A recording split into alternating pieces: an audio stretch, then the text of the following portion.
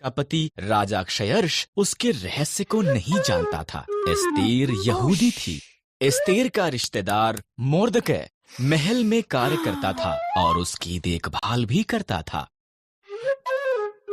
सलाहकार हामान ने एक बड़े इनाम को प्राप्त किया। वो बहुत घमंडी था। मोर्दकै के सिवा हर कोई उसके आगे सिर झुकाते थे। हामान अपमानित हुआ। उसने मोर्दकै और सभी यहूदियों को मारने की प्रतिज्ञा क्षयर्ष को बताया कि यहूदी खतरनाक थे और उन्हें मारना चाहिए। क्षयर्ष सहमत हो गया और उन्हें मारने की एक योजना बनाई। मोर्दकै डर गया था और रानी एस्तेर को ये संदेश।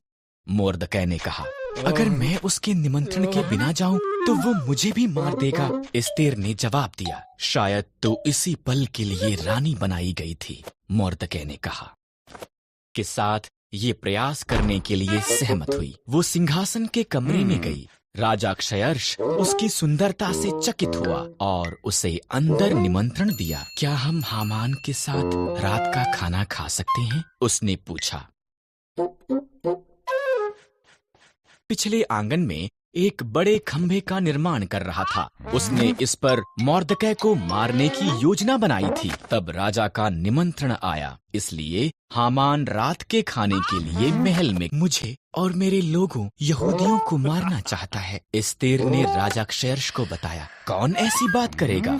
उसने पूछा। दुष्ट हामान। एस्तेर रोई। हामान, सिपाहियों, उसे मार दो।